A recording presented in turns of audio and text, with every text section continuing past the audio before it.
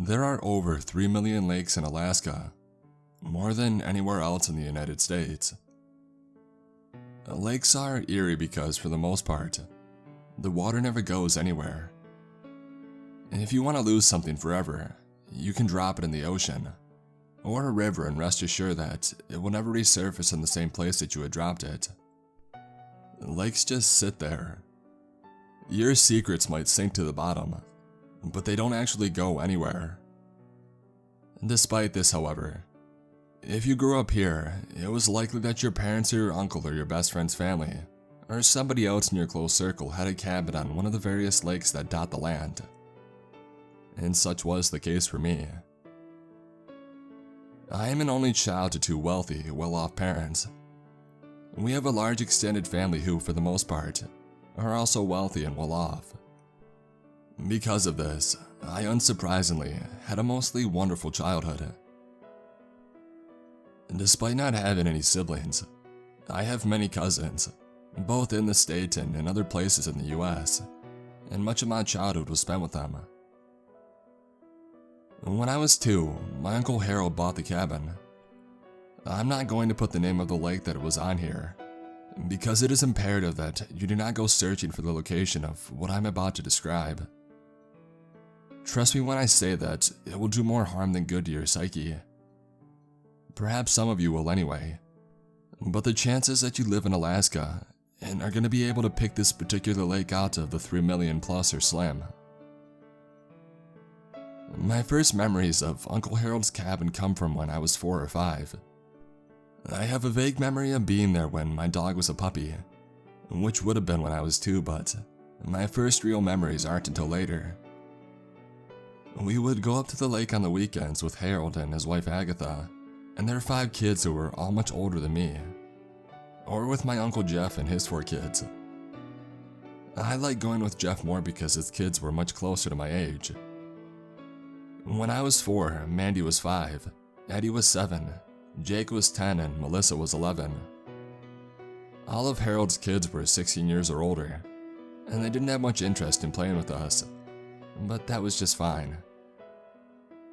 The 4 of us would spend the days on the jet skis and wave runners, or tubing, kneeboarding, and water skiing while our dads drove the boat, whipping it in circles to make us fly through the air. When we weren't out on the water, we would jump on the water trampoline Harold set up, or comb the strip of sand by the dock for minnows, make sandcastles, or play in the woods that separated the cabin from the dock. Aside from the main cabin, there was a fancy outhouse, which was mostly for show. The cabin had indoor plumbing, a greenhouse, and a sprawling front yard, a smaller but still large backyard, and the bunkhouse. The bunkhouse was where Harold's kids stayed when they came up, and where Eddie and Jake slept when the 5 of us and our parents came up. The cabin only had 1 bedroom, with 2 full beds in it which went to our parents. Mandy, Mel, and I would sleep on the pull-out couches in the living room, or sometimes when we got really adventurous, we would sleep outside on the boat under the midnight sun. But more often than not, Eddie and Jake didn't join us and slept in the bunkhouse.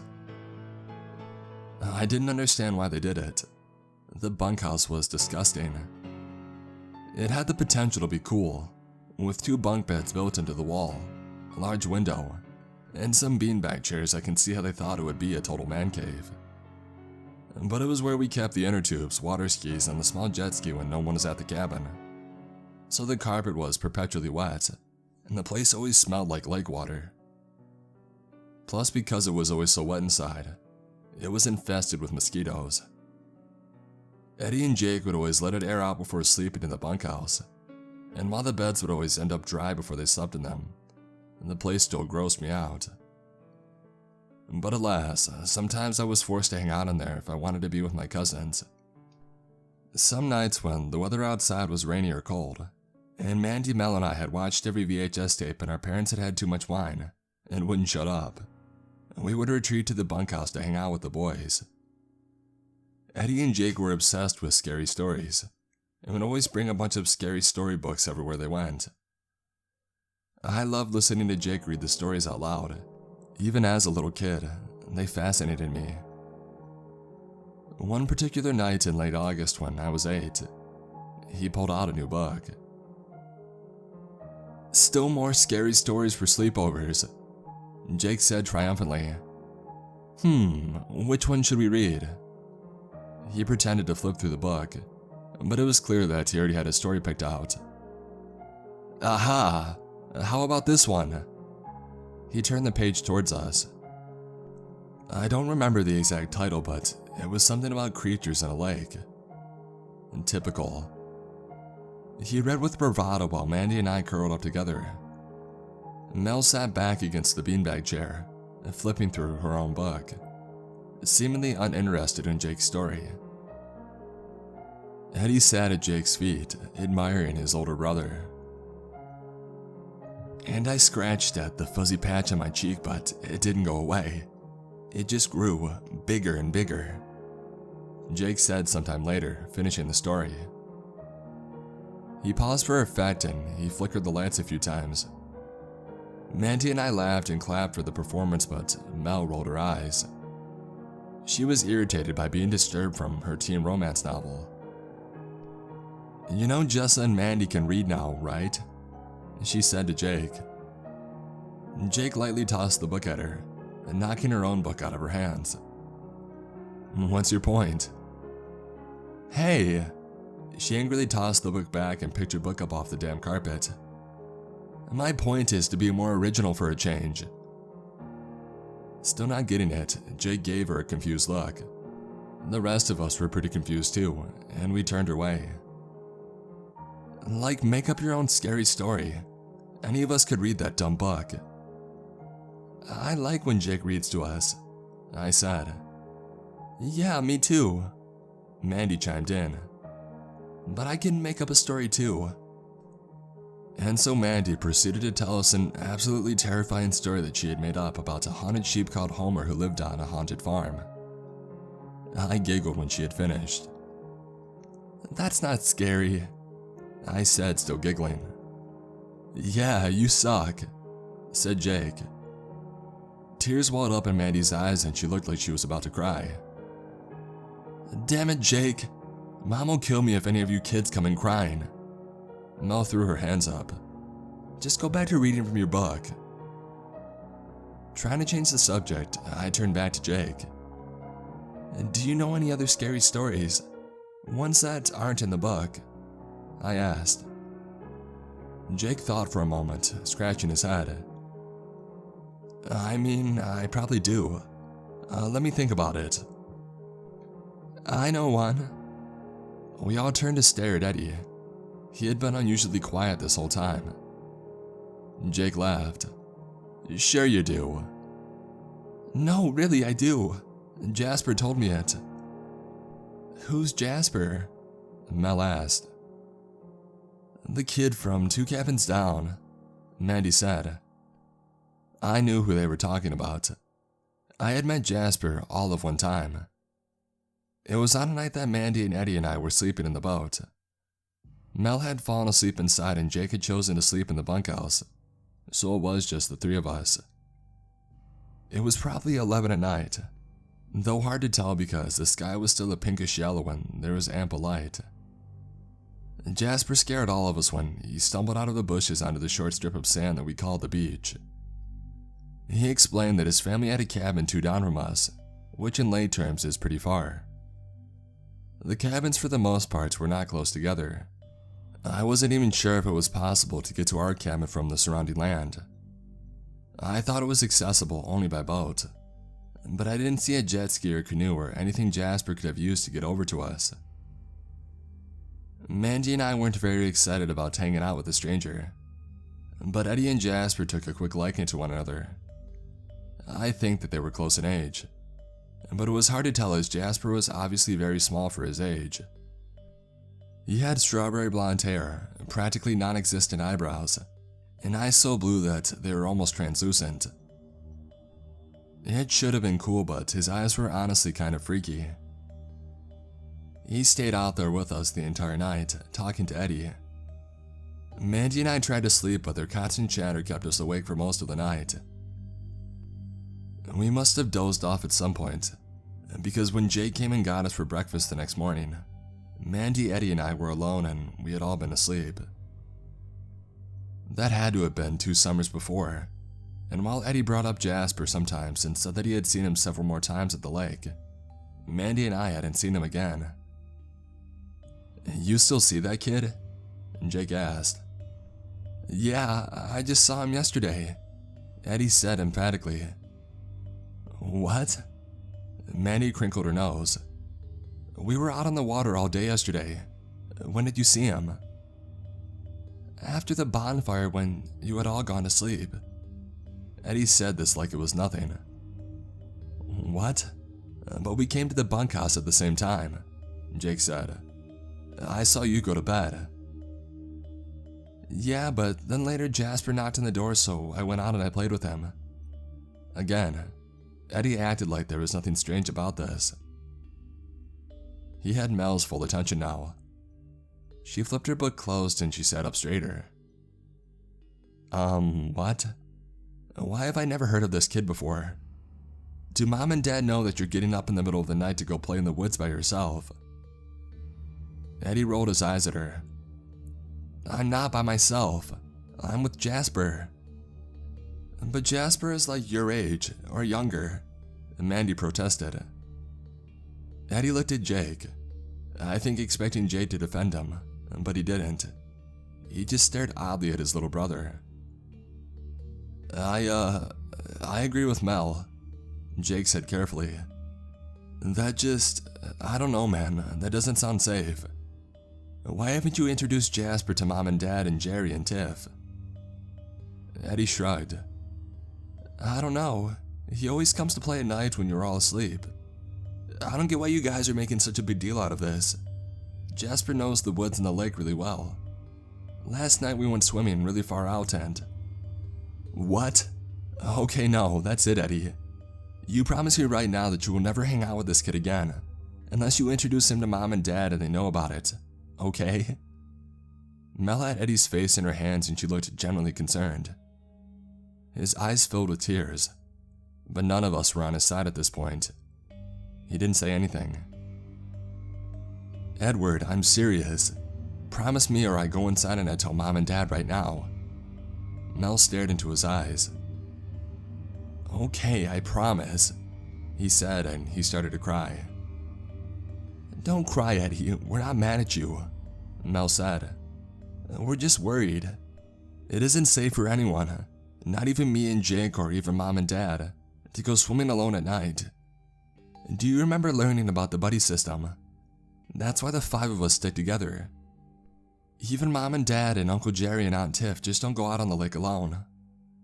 But he kept crying. "Seriously, dude, stop. We aren't mad at you," Jake said, patting Eddie's back. "I'm not crying because I think you're mad at me," Eddie said between sobs. "I'm crying because I'll never get to see my friend again." Jake furrowed his brow. "Eddie, just introduce him to Mom and Dad. Have his parents come over and meet them. If you're hanging out with this kid in a safe way, Mom and Dad and Mel and I will be okay with it. Just don't do it at night when nobody else is around." But Eddie adamantly shook his head. "He won't come over during the day, and he doesn't have parents." "He doesn't have parents?" I asked, surprised. "When we first met Jasper, he said his parents owned the cabin 2 doors down." "No, I'm not supposed to tell anyone, but it doesn't matter now because I'll never see him again." Eddie started crying all over again. Jake and Mel exchanged a look. "What do you mean that he doesn't have parents?" Mel said slowly. "Who does he live with?" "No, I can't tell you anything else. I already wasn't supposed to tell you that, and now if I ever do see him again, he'll be really mad and he might make me go to his house again, and I don't want to do that." Now Jake, Mel, Mandy, and I all exchanged a look. Mel took a deep breath, clearly trying to think of how to go about this. "Eddie," she said gently, "where is Jasper's house?" "2 down from us, I already told you," he said, exasperated. "Can you show us?" she asked. Eddie shuddered. "I don't like his house, but we'll be with you," I said. "Yeah, Mel and Mandy and Jessa and I will protect you. We'll all protect each other," Jake said. At this point, we all knew that something was up, but we also knew if we jumped the gun and told our parents, Eddie would likely freak out and still hang out with his friend, and just be even more secretive about it, which we really didn't want. So with a little more prodding, we convinced him to take us to Jasper's house, aka the cabin 2 doors down. It was not 2 doors, and there wasn't technically a cabin 1 door down, just a rotting shed. We made our way through the brush at the edge of the lake in a single file line that wrapped around the land. After we passed the old, tumble-down shed, Eddie pointed up ahead. "It's just up there a little more," he said nervously. "Ow!" I gasped as something scratched my legs. We looked down and saw that we were standing in a thick patch of devil's club that seemed to stretch all around us. Tears filled my eyes as my legs started to bleed. "It's okay, Jess, come here." Jake picked me up and swung me onto his back, and we trudged forth. It was probably 1 in the morning by this time, and since it was August, the sun was setting much more than it had been in June. It wasn't pitch black outside, but a dark blue that pressed in around us on all sides. We kept walking until we were out of the Devil's Club, and Eddie led us more inland, further away from the lake. After 20 more minutes of this, Mel stopped and spun around to face us. "This is ridiculous. We've been walking for a mile or more in the middle of the night, and there's no houses around anywhere. What is this, a joke, Eddie?" "What? No, it's up here, I swear." "Oh yeah? Well, if you made all of this up and dragged us out here, you do realize that it's Jake and I who are going to get in trouble, right? Did you think of that?" Eddie balled his hands into fists. "I didn't even want to come here. You guys all wanted to. So you should be the ones who get in trouble if we get caught." Mel threw up her hands. "I should have never let this happen." Jake put his hand on her shoulder. "Mel, calm down. We're already this far. We'll just go a little bit further, and if nothing's there, we'll turn back. It's still hours before Mom and Dad are up." She pouted but kept walking. Finally, Eddie pushed back some of the inner birch stalks and pointed them through into a small clearing. "That's it, there." My heart immediately sank when I saw the cabin. It looked terrifying. I assumed that it had once been a dark brown or purple color, but it was so weathered with age that it now just looked black. The wood that made up the house looked perpetually soaked, like if we touched it, it would fall apart from wood rot. "Someone lives there?" Mandy asked in a quiet voice. "Jasper does."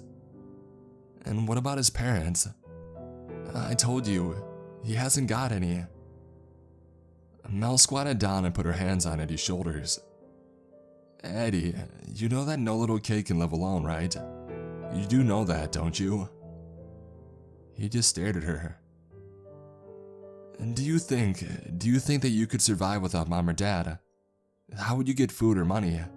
Who would protect you when you get scared during storms?"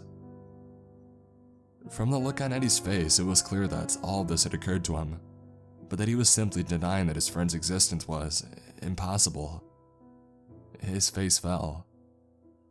"I know something is strange about Jasper, but he's my friend."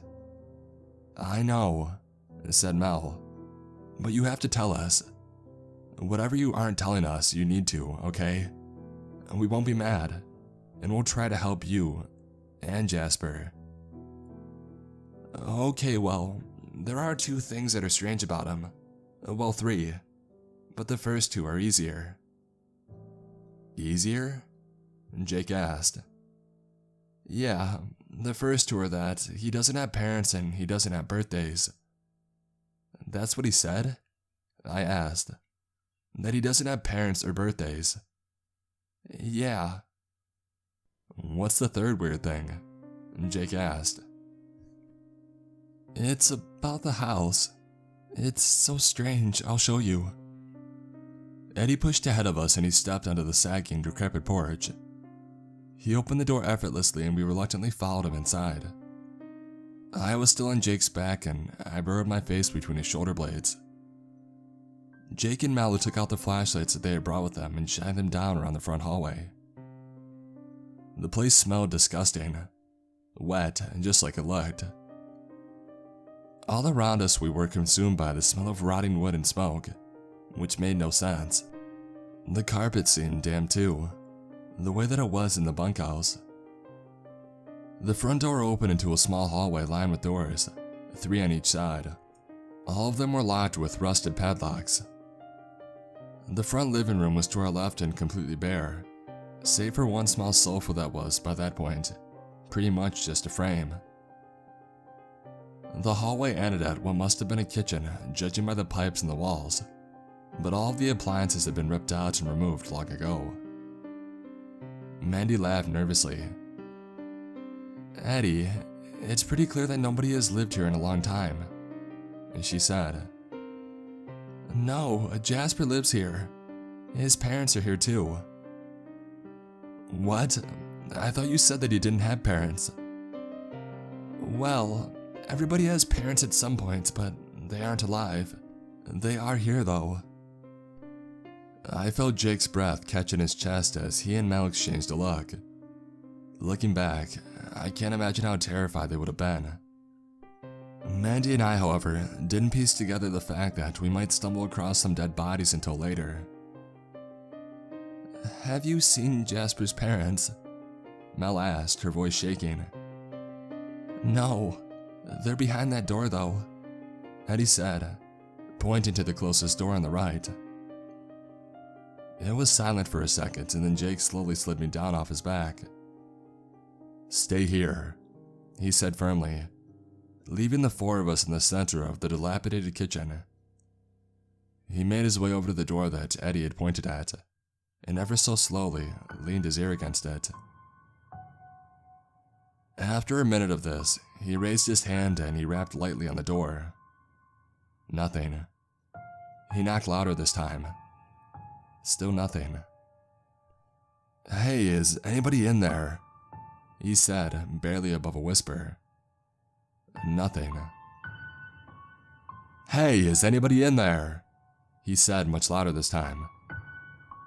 But still no noise came from behind the door. But suddenly, a voice rang out all around us. You don't want to wake them up. It was a child's voice and it seemed to be coming from everywhere and nowhere simultaneously. Jake leaned back from the door and we saw him, the small figure at the end of the hall, blocking our exit. Jasper, Eddie called out, slowly jogging towards his friend. Eddie, don't! Jake reached out and grabbed Eddie before he could reach the front entryway. But it didn't matter because Jasper had already taken off running to the right of the front door. We all looked at each other, thinking the same thing, that we didn't realize that there was anything other than a wall to the right of the front door. We followed the direction that Jasper had gone and saw a small hatch open in the floor. A crawl space. Eddie pointed down the hatch triumphantly. That's where Jasper lives. I've never been down there, but he always asked me to come with him. I've always been too scared though. At this point, I would like to say that we had turned around, that we had hightailed it out of there all the way back to our cabin and came back with some adults, or didn't come back at all.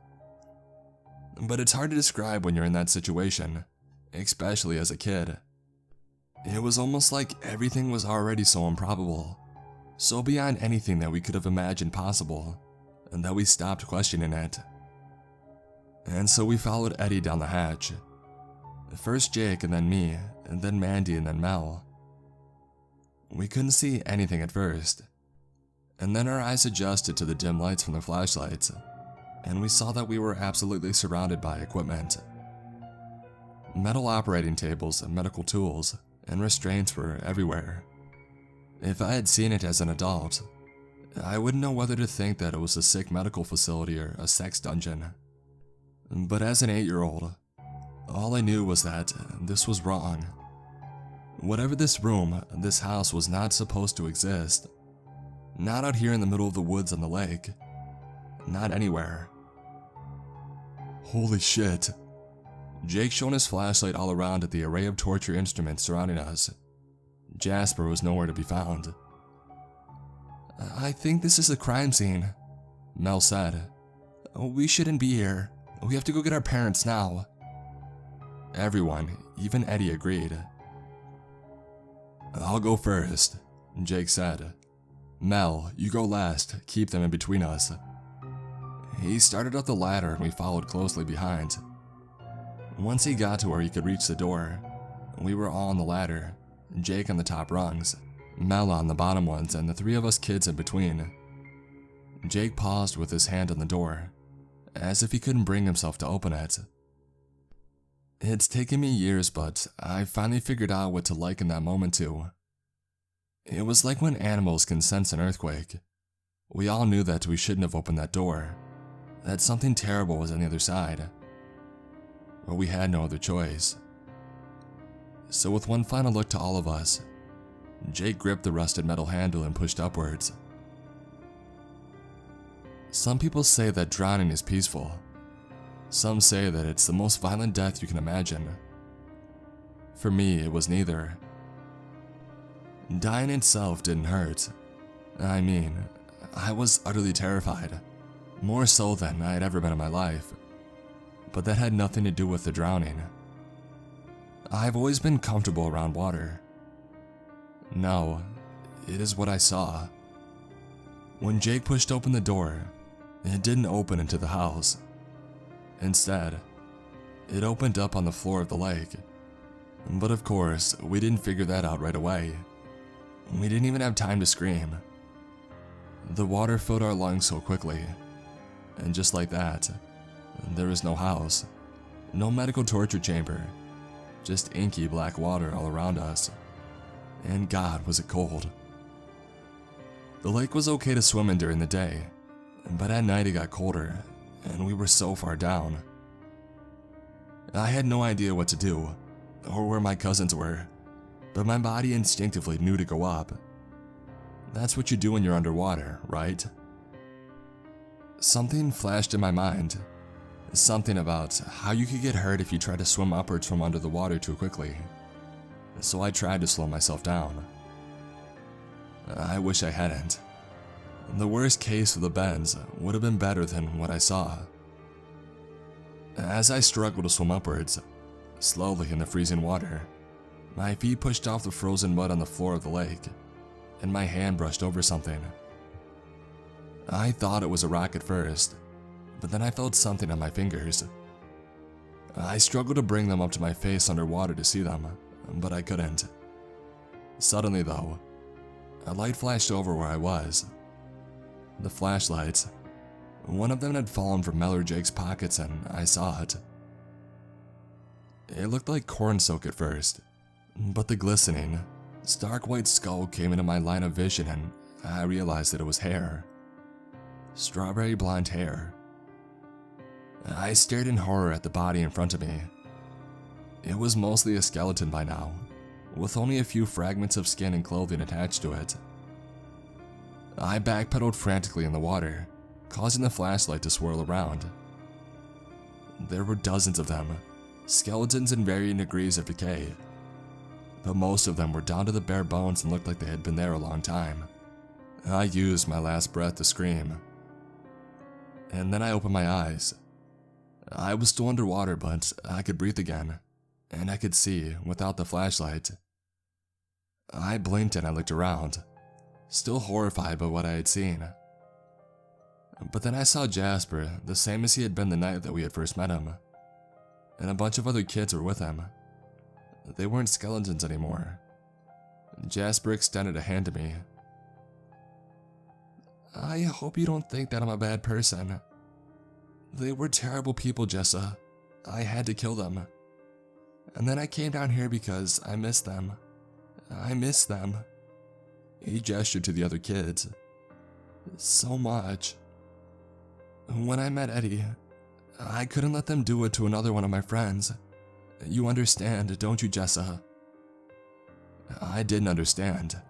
I didn't understand any of it. It isn't going to be scary anymore. You can come with us. Yes. A girl who looked to be about my age stepped forward. I promise, the hard part is over. And they extended their hand to me, but I was so confused. I didn't want to be with these kids. I looked all around for my cousins, but I saw nothing besides the water and the strange children. Jasper opened his mouth again, but I couldn't hear what he was saying. There was a deafening rush of sound in my ears, getting louder and louder and pounding against the inside of my head. The children other than Jasper and the girl started to fade away as a bright light opened up behind them. For a split second, I wondered if a train was coming, and if it was going to hit all of us. And then I felt it, like getting punched in the chest by the Hulk. I thought for a moment that there was a train and it had hit me, but then I heard people. Clear! A second Hulk punch, and I was on the dock, puking water and mud and silt all over the paramedic. My parents and Uncle Jeff and Aunt Chris were all screaming and crying and cursing. Chris practically tackled the paramedic. It was light out. What time was it? I lay on my back as my parents and Mandy embraced me. It was all too much to comprehend. Jake and Eddie sat huddled under blankets, and Mel just sat with no blanket, with her arm wrapped around her knees, shaking back and forth. Of course, we told the police everything, and at first they didn't believe us, but then they found the land, and the corpses in what had been the locked room and in the lake. The police deducted that Jasper's parents had been murdering and experimenting on children for decades, according to the bones that they had found in the lake. They believed that they had kept Jasper alive to help them recruit kids to experiment on, and if he didn't, they experimented on him instead, hence the eerie blue color of his eyes. They never figured out why they did it. When he met Eddie, he felt like he had found his real true friend, and the police deduced that he locked his parents in the room and burned the house down, and then wandered out into the lake and drowned, either accidentally or on purpose, they weren't sure. When the police went back to the house, nothing remained but some charred beams and pieces of the skeletons, and the trapdoor that led to the torture chamber, which was still intact because it was below the house. There were over 40 bodies of children in the lake, near where Jasper's cabin had been. The story hit the local news, and for the rest of our school careers, the 5 of us were regarded as brave heroes. But I wish that it had never happened, that we had never investigated. Some things aren't meant to be seen, and I can't help but feel that us finding what we did more harm than good. The kids were already dead, the cabin gone. The only thing we accomplished by finding everything that we did was severely traumatizing ourselves. I've told this story many times before, since everybody in town knew about it, but this is the first time I'm posting it on public forum. I guess I want to warn people. If you ever suspect that something is wrong, don't go looking for what it might be, unless you're prepared for what you could find. And whatever you do, never swim too deep in the lake.